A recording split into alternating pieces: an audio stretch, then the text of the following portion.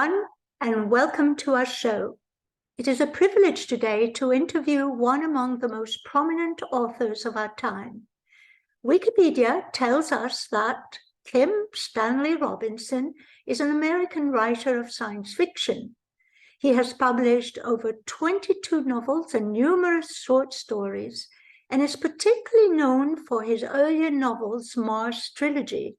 His work has been translated into over 24 languages, and many of his novels and stories have ecological, cultural, and social and political themes, and a deep concern for the earth and climate change. His work has been labeled by The Atlantic as the gold standard of realistic and highly literary science fiction writing. And according to an article in The New Yorker, Stan is generally acknowledged as one of the greatest living science fiction writers. His latest novel, The High Sierra, A Love Story, describes the geological forces that shape the Sierra and the history of its exploration, going back to the indigenous people who made it home and whose traces can still be found today. Stay tuned. Stan, your latest book, The High Sierra, A Love Story, by the way, a perfect title, is an extraordinary book. It's an encyclopedia of sorts. And yet it's also an amalgam of so many different subject matters and pictures and maps and people. There is something for everyone, it seems. It's a beautiful book. It's almost, when I was reading it, it's almost as if you have held it in your heart for 25 years. And then all of a sudden it exploded and ran into such a long, long river. Yeah. It will be difficult to talk about it, but there was something else that I quickly wanted to mention, and that's very oddly enough, it made me think of Dante's Divine Comedy. In the middle of the journey of our life. Now, my question is this a moment with your book, is a moment you pause and think about a new path forward? Well, I thank you for all of that. I appreciate it very much. And indeed, it has been a thought in my mind, this book, for decades. And then when the pandemic hit in 2020, I had the chance to write it. Yes. So the Dante, in the middle of my life, I entered a dark wood. Well, for me, I think it's different. When I was young, I was lost. The dark wood was in my youth, and part of the tangles of being young in the 1970s in Southern California, a quite crazy life that I have written about in my novel, The Gold Coast. Well, even that novel tells the story of a friend, the Terry Bear that the book is dedicated to, taking me up to the Sierras for the first time with my friend Joe. So in The Gold Coast, it's told as a fiction. It's an autobiographical fiction. And then in The High Sierra, 50 years later, it's a memoir. And so it's more retrospective than forward-looking, really. I mean, I'm now in my 70s. My backpacking career may be, certainly there's less of it in the future than there has been in the past. Let's put it that way. So I wanted to write about all of that. And so, yes, I decided to do it as multi-genre, as having memoir, history, geology, gear guide, bibliography, route suggestions, and what I called psychogeology, the effect of the mountains on one's consciousness and life. So each chapter is a different kind of thing. and that allowed me to expand. And indeed, it is a long book. In fact, it was longer. I had to cut it back to the size that it's at because it just seemed like there were so many things I wanted to talk about. Yes. Well, it is an extraordinary book, and it will be enjoyed, as I said, by so many different people.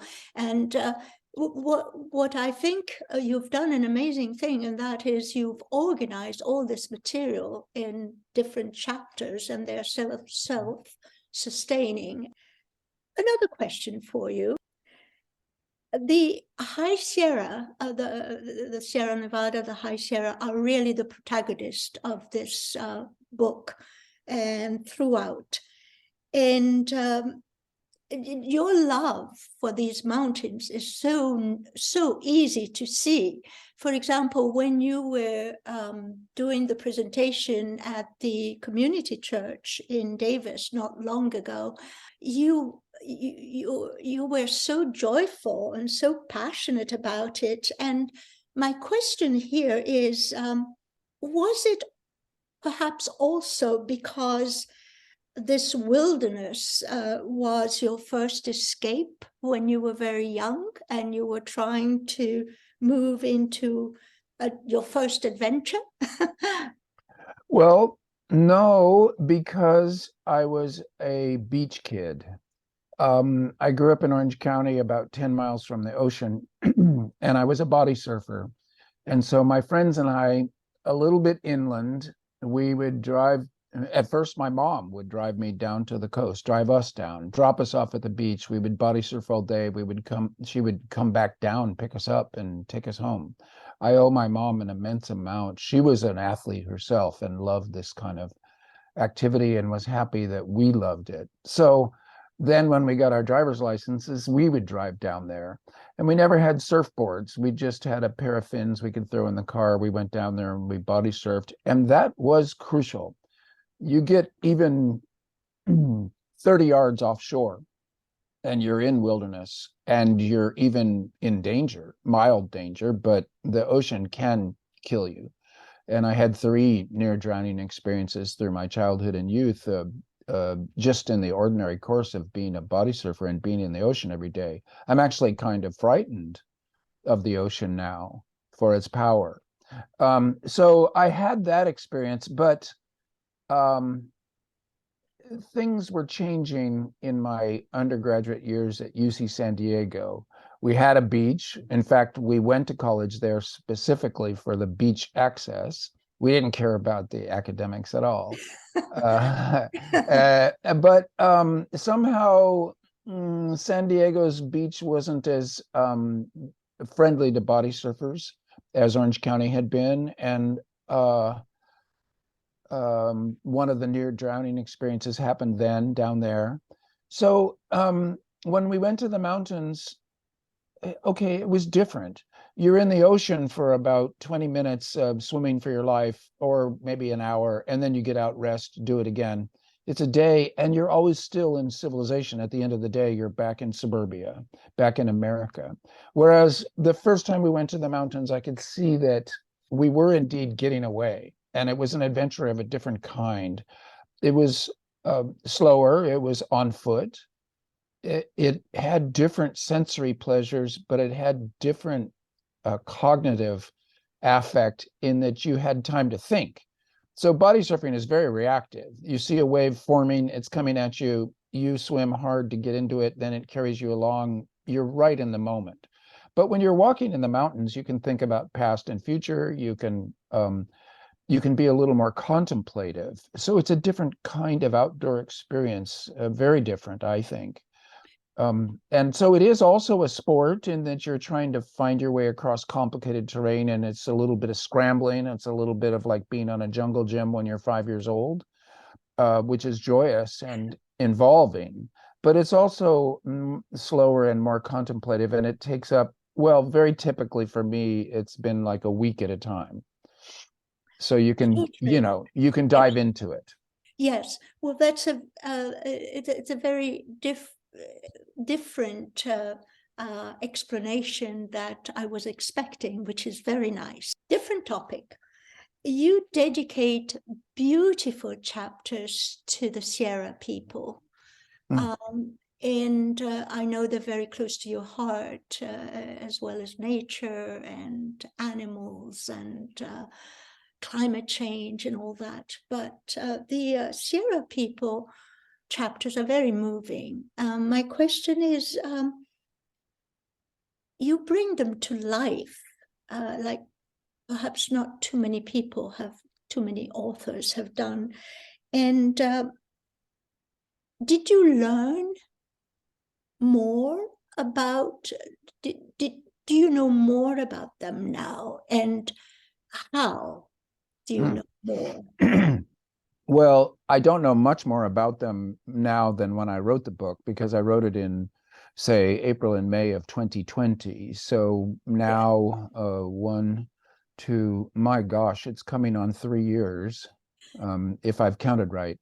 So in those 3 years, I would say I haven't learned a whole lot more about them. I had to learn about them to write those chapters, and I'm glad that you liked them. It was pocket biographies are impressionistic, and they can be like a prose poem. They're not the totality of the life. They're an impression and an attempt to catch them on the fly and say in brief what I think makes them distinctive and memorable and some people to admire. So that was a chance to bring my skills as a novelist into this book, to try to make characters out of them and to give a sense of their character as such. And they left written records. So it's a way of interpreting earlier writers. A couple of them were professional writers like Mary Austin or John Muir himself, who made his living as a writer as well as an orchardist. Well, the others left written records, or else we wouldn't know about them. Yes. So they're not professional writers, but they did leave a written record that I could interpret, and they have characters very clear. And some of them, most of them, there were photos of them. And sometimes these photos, like of Norman Clyde, are immensely evocative. And I found those late in the process, well after the book was written. Went to the museum in Independence, California, the Eastern California. I'm not sure what the name of the museum is, but it's in Independence, and that town is no more than 300 people, but it's quite an extensive museum. And the photo of Norman Clyde was just beautiful, and I haven't seen it anywhere else. So I just took an iPhone photo of it and got that transferred directly into the book with a pretty good clarity compared to my own photos, for instance. Yes, it was important to me to try to talk about the people that have been up there. And of course, that included something that was more anonymous, but maybe more crucial, which was to try to talk about the Native American presence, the indigenous presence in the Sierra was poorly understood, and the archaeologists and the still existing Paiute, and mostly the Paiute tribe in Bishop, has managed to recover a sense of what indigenous life was like in the Sierras. So it was important to write about that too, because that was a really crucial encounter that came pretty late in my Sierra hiking life. In other words, we had seen obsidian on the ground in the Sierra, which is an absolute marker of human presence. There's no natural endemic country rock obsidian in the High Sierra. It's always been brought there by human beings. And so it's a clue, and it's almost the only clue. So I only really understood that in the earliest parts of the 21st century. I had already been hiking up there for almost 30 years, and I'd seen the obsidian, but I didn't understand what it meant. And when I did, that was a vast expansion of our sense of that place. And a revelation, in a way, of you have evolved into. You write about yourself, of course, especially in terms of your evolutions of feelings and interests and loves in some ways. For example, I wanted to mention, and I wanted to ask you about this, your love for the animals in the Sierras, and how you mentioned, and I paraphrased somewhere, that when you were young, you weren't really interested in interacting in their own interactions and your interaction with them.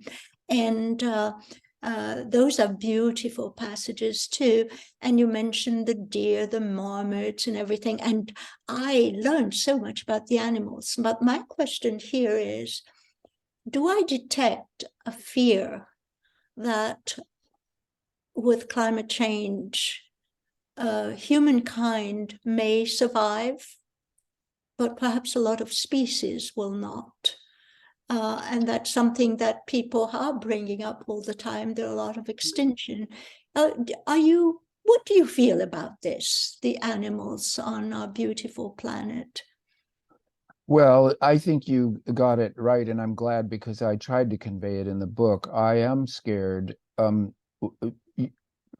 Life is robust, and we can do a lot of damage to this biosphere, and it can recover with our help. Landscape restoration and biosphere health are still within our powers to accomplish. Extinctions, you can't come back from. Yeah. The de-extinction movement is a kind of a party trick illustrating our powers in genetics, but it isn't a real project. And we are trembling on the brink of causing a mass extinction event, the sixth great mass extinction event in Earth's history. Well, this is profound in its danger and in its the responsibility we carry. And so for the Sierras in particular, in 2008, I was taken by a couple of national park rangers who are, one of them now a good friend, and the other one I admire tremendously. I haven't had as much contact with, Bill Tweed and Armando Quintero. Well, they took me immediately to see a herd of Sierra Nevada bighorn sheep, which I knew existed, but I'd never seen. At this point, I'd been going the 35 years to the Sierras and never expected to see them. At a certain point in, say, I'm guessing the 1980s or early 90s, there were only 100 of these creatures alive on this planet. Well, that triggered the Endangered Species Act. And since then, scientists and government workers have been protecting and helping the Sierra Nevada bighorn sheep to thrive, sometimes by radical interventions. They'll go in and they'll dart a group of these sheep, knock them out, airlift them to another basin nearby with exactly the same food supplies and drop them there. They've also removed mountain lions that were predating on them and eating them and killing them, and moved those mountain lions somewhere else by the same process of knocking them out, because it's illegal to kill mountain lions in California, which is another good law. But of course, you want an endangered species to survive. Now there's about 700 individuals, and the number of herds has gone from just maybe 5 or 6 to something like 15 or 20.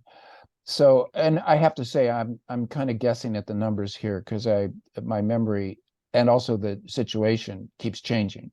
But numbers are not important with this context. Well, they're roughly correct. And what they suggest is that the Endangered Species Act is a beautiful thing, a kind of sacred action. We ought to make it an overriding consideration. It's amazing that the federal government passed it, and although it's always under assault from people who stupidly, always. The moral stupidity of that shocks me. But of course, we're in a world where there are many shocking things going on. I totally agree with you. Yes. Well, more and more. But what it alerted me to, and so I've been better at this since, it was always nice to see wild animals in the High Sierra. Now it's more like a religious experience for me. And even deer, very common. Marmots, very common. To see them living their own lives up there is a beautiful thing. It's something to stop and watch for a while, to hang with them. In the national parks, they are not afraid of humans. You're not really disrupting them. In fact, marmots kind of show off for the camera. They pose, and the deers don't care. So You have and the bears definitely don't care, although that's very rare to sight them as high as we are. There are a lot of bears. They're not endangered, but they tend to stay lower because of their food sources. Yes. So as high as we backpack, we see them seldom, but when we do, it's astonishing. And there is a strong element of fear in that.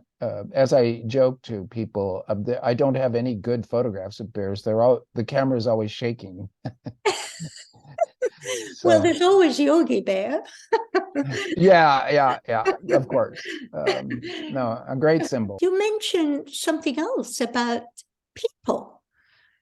At first, you weren't interested in people, and now you are curious and you want to, in some way, interact with them. And some of the stories you tell about your encounters are fascinating. Could you Yes, elaborate on that? yes, and thank you for that. When I was young, we were up there to get away from people. If we did a backpacking trip and never saw anybody or saw considerably more deer than people, because we go off trail and we leave the Muir Trail as quickly as we can, because it's highly overpopulated now and always has been. So that was great. And I still love that. But now when I do run into people, um, there's a healthy population of elderly people, my age and even older, who are up there and have loved it all their lives. It's fun to talk to them about it because we recognize each other as fellow Sierra lovers. And then also, many a person up there now is younger than me and even considerably younger. So then you've got people the age of my children or even younger than that now who are up there and you can see they're on fire, that they're discovering it. I mean, I recognize that they're feeling the same thing I felt when I was 50 years ago, a whole half century ago. Talk to them too. How did you discover the Sierra? What are you going to do? What are your plans? Trip plans are of intense interest to me now because that's kind of a technical issue, but also an explorer's issue. Like, where do you appear to see? You have a destination. Are you going to climb a peak? Are you going to circumambulate a massif? There are Because so many people go up there in a car, drop off their car, they have to get back to their car. That's quite typical. Then how they organize their trip is of interest to me, but it's also just a matter of spirit. You see the enthusiasm, which that word means filled with God. It's beautiful. Yes, and there is a very amusing incident that you mentioned about the wrong map and how you were baffled by the fact that the map was wrong, and then you encountered someone. Go on with the story. Sure. Thank you for that. The map was right. I was confused. Oh, sorry. Yeah, I was in Palisades Basin, which has no trails in it, and it is uh, both simple. I thought it was a simple basin, but it's a little more complicated than I thought it was. And I was leading two friends who had never been in the Sierra, that part of the Sierras before.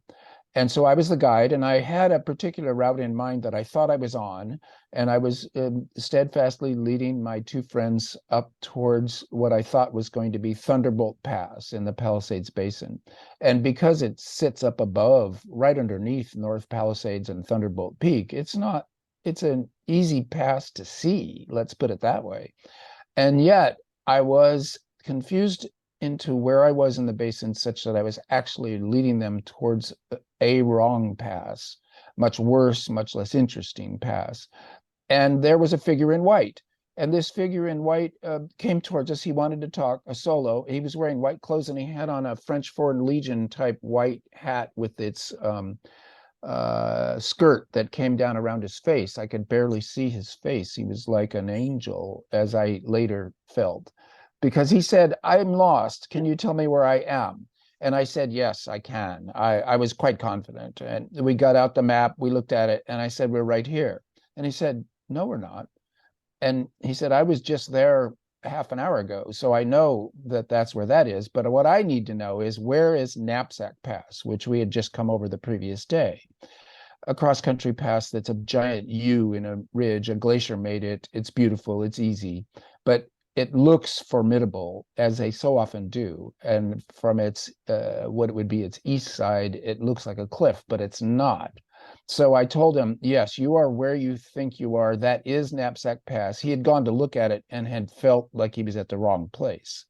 So I told him, no, you're at the right place. Just take the left side and you'll find it chutes and ladders. There's a staircase. It's easy as can be, not a literal staircase, but a granite break. So often granite breaks in ways that are nice for humans to walk up.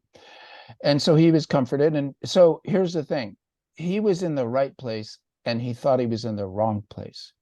I was in the wrong place, but I thought I was in the right place. So in talking to each other, we clarified our situations to each other, and I immediately had to I had to take off in a different direction to get my two friends to the correct pass, to Thunderbolt Pass, rather than Isosceles Pass, which would have been extremely disappointing for me and more difficult for them. So it was a weird encounter. And his name was Tim. He was from Nashville. It was his first time in the Sierra. I asked him how he trained for it, because he was almost my age or close to it. And he said, oh, I walked up and down my driveway with a backpack full of rocks on my back. And I said, your driveway? And he said, yes, well, my driveway is about 4 miles long. So I wondered if he was a country western star, but I never got his last name, Tim something. And he was in the music industry. He told me he was in the Nashville music industry, and maybe he's a technical person or a studio musician. Maybe he's a giant star. I have no idea. But for me, he was my angel of Palisades Basin. And I Yes. yes, it just makes me laugh to think that we helped each other from exactly the opposite perspectives. It's very well described in the book. And did you ask him about his attire? Or you didn't dare to? Oh no, I think that's actually quite common and smart. You wear white to reflect the sun, and you presumably stay cooler. Although the people in Arabia obviously feel that black works also. So I don't understand the physics of that. But very many Sierra people will wear that French Foreign Legion's hat with the skirt on the sides. I do it myself.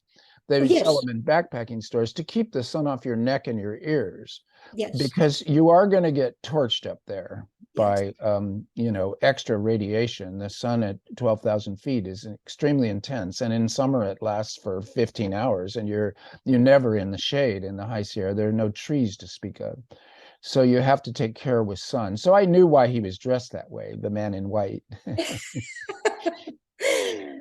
I'd like to stay with people for a moment, if I may.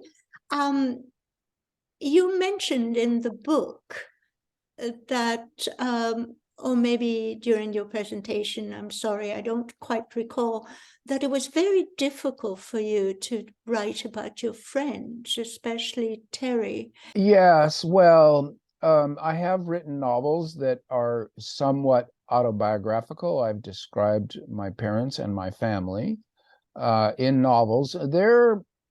It's nerve-wracking because it feels like magic, and you can't write anything bad happening to them, or it might come true in the real world. So because I'm a utopian writer, well, first of all, the thing to do is to avoid that kind of novel, and I won't do it again. And I've only done it twice, 20 books, and it was probably a mistake both times, although I think they're okay as novels. They aren't my best novels. I think actually writing about people is an error that writers like Kerouac or Hemingway, eventually they had to eat up their life and try artificially to have new experiences to write about, which combined with their alcoholism destroyed them. So it's not good to write novels out of your life. A novel should be about other people. And so that's what I typically do. But of course, the characters you make up are indirectly based on people that you've seen combined or altered, or you make up someone entirely new. But where do those elements come from? They come from your experiences of other people. So it's an other directed thing, novels, the way I like it. Now, this book, High Sierra, was intensely uncomfortable because, first of all, memoir about yourself, you're always lying.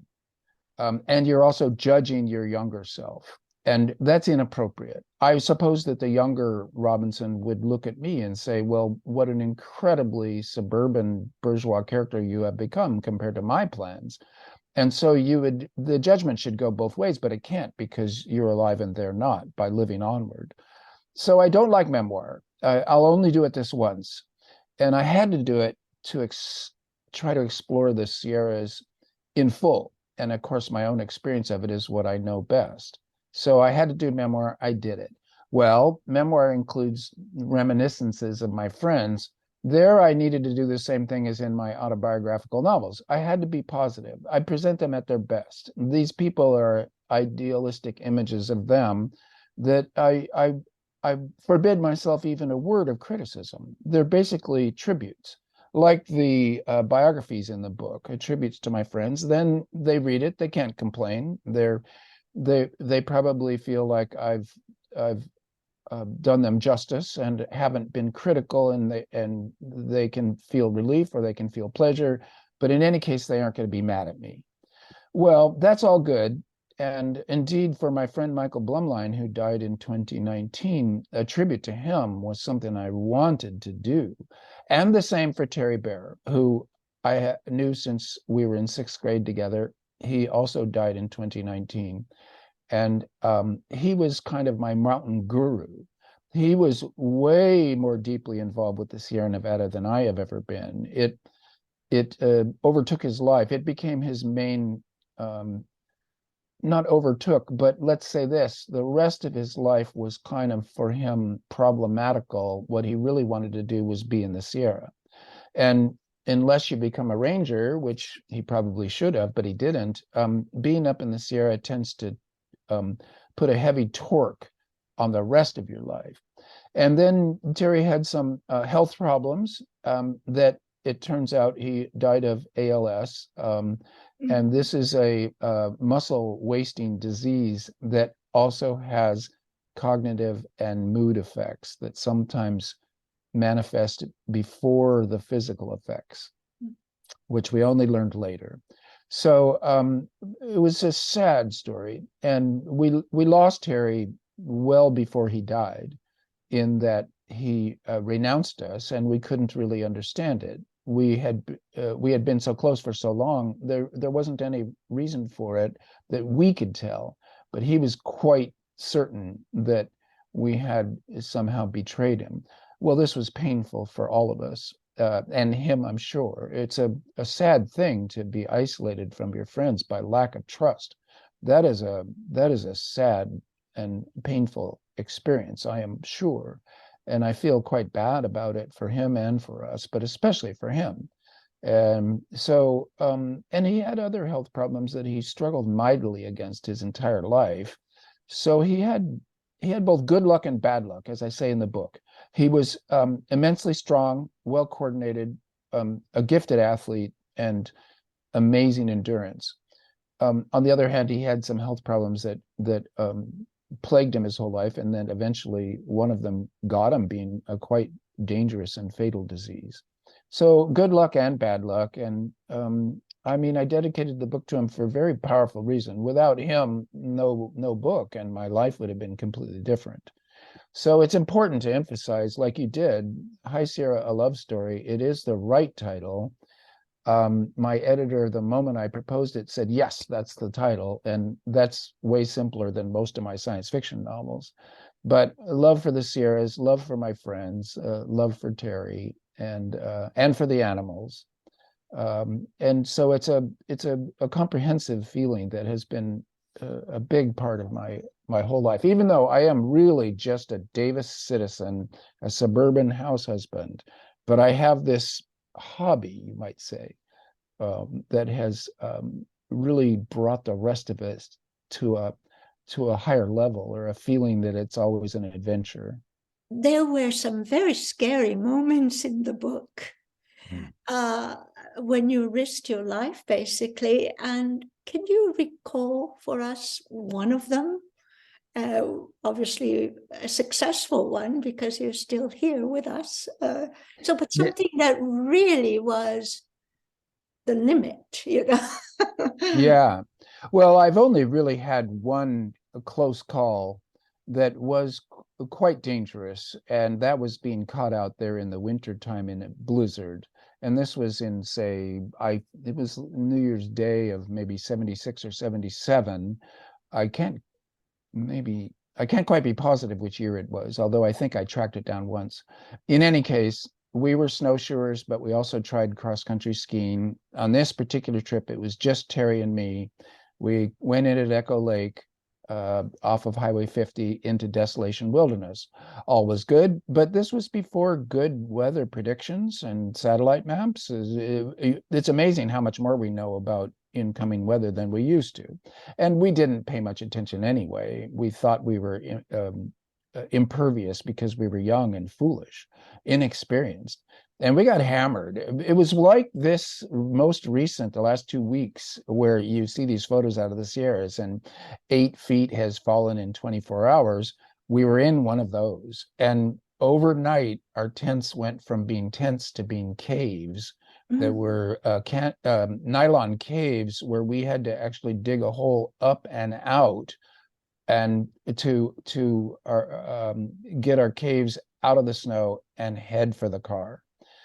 And it was still blizzarding, so I'm thinking that it was a wind of maybe 30 or 40 miles an hour, luckily at our backs because we were headed down to the Echo Lakes and out of there.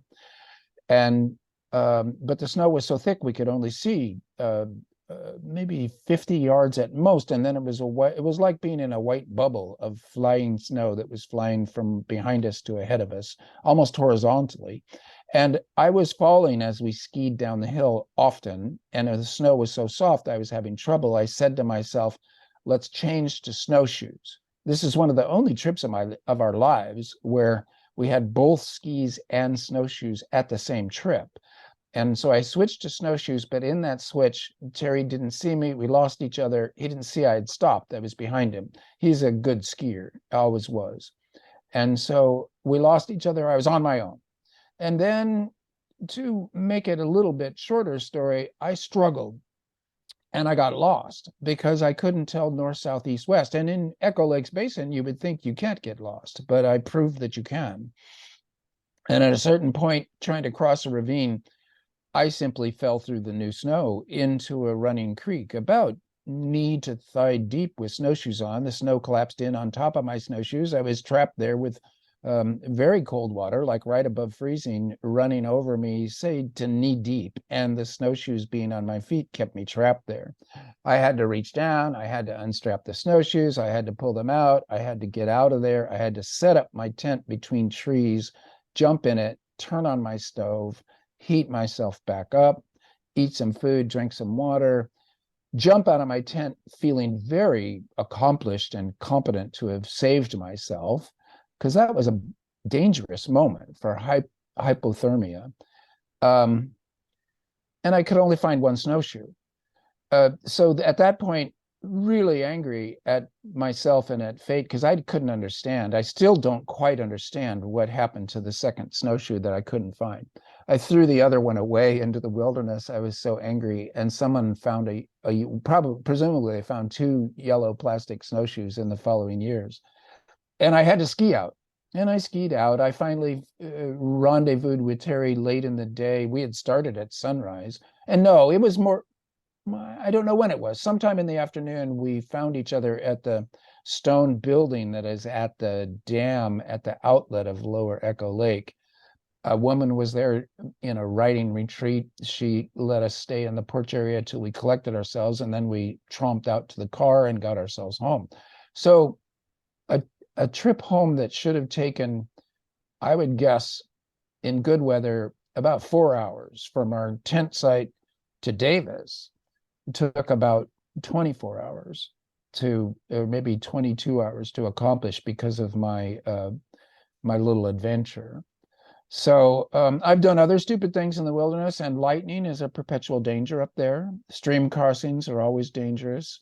You shouldn't change your stove canisters inside your tent by candlelight, because I blew myself up once, etc. I mean, there are lots of foolish things you can do up there, and it's not a dangerous place, and it's not a dangerous activity, but there are exposures. Well, the weather, Weather. harrowing. Yeah. Yes, and more, I believe, we'll have to get used to these unpredictable rage of nature that are really frightening.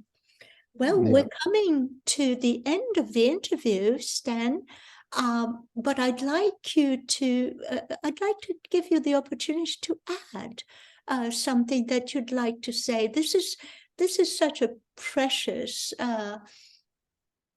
interview to have you one-on-one talking about this fabulous book. Thank you so much.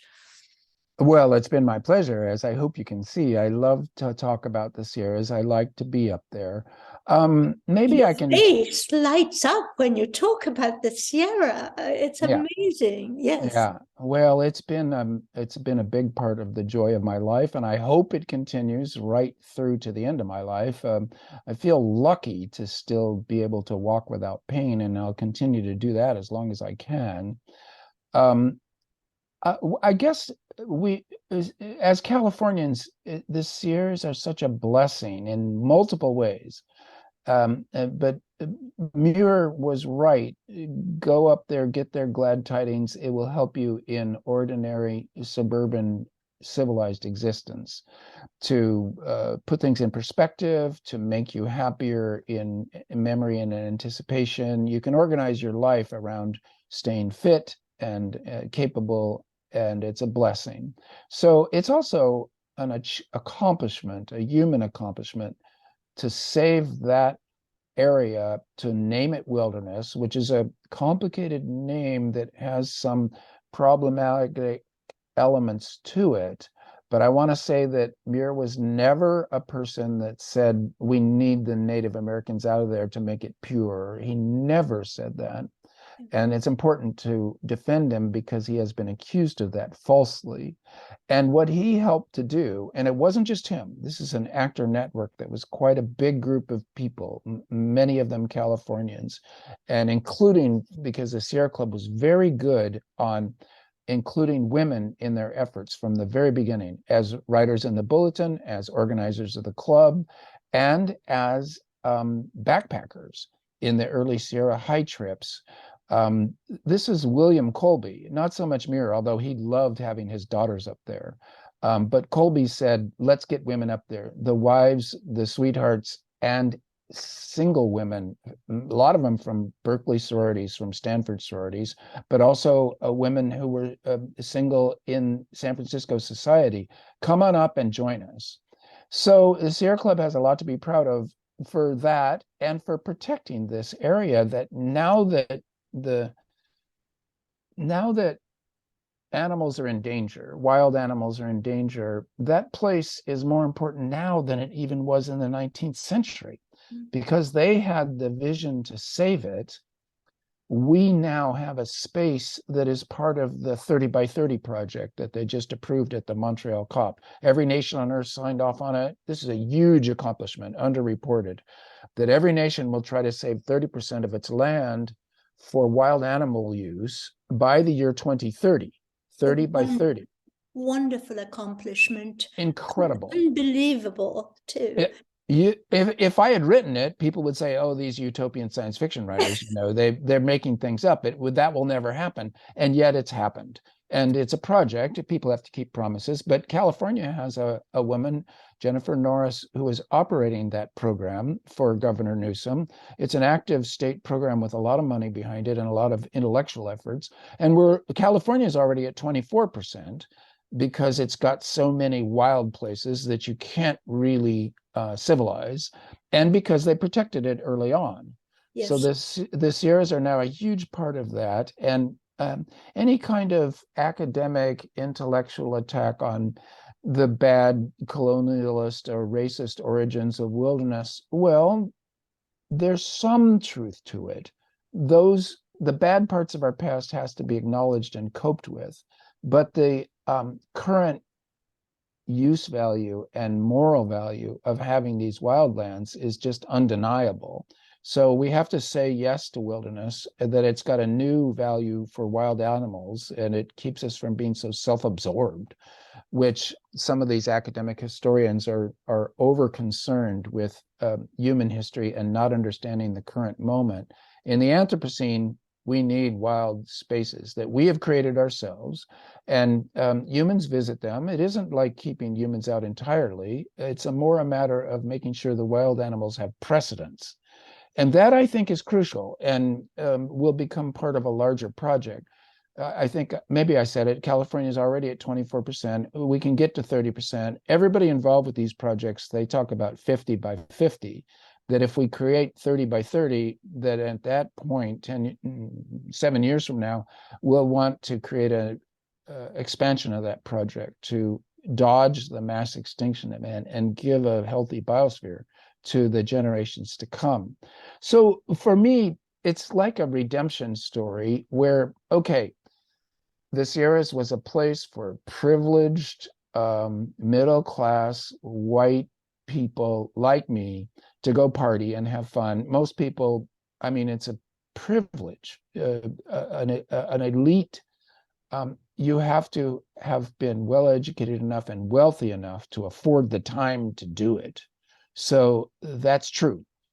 On the other hand, now the space, the activity is a kind of a salvation for the wild world, for the other fellow creatures on the planet. So it's gone from being a kind of a hobby to a kind of a sacred ritual over the course of my lifetime. So in the 50 years, it's been a beautiful thing to see, and it'll continue to be something that you have to work to get to do. You have to arrange it. You have to have a certain amount of privilege, comfort, security in life to be a Sierra backpacker.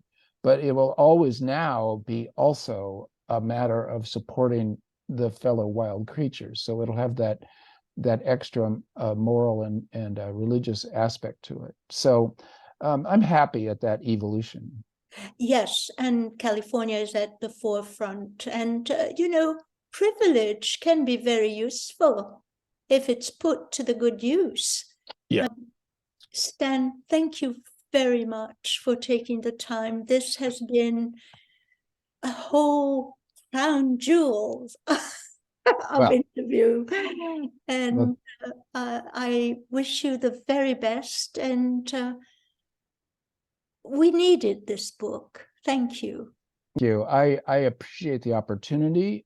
Talking about this book is a joy, and talking about the Ministry for the Future is an obligation, a necessity. And this is a kind of a way to make it real,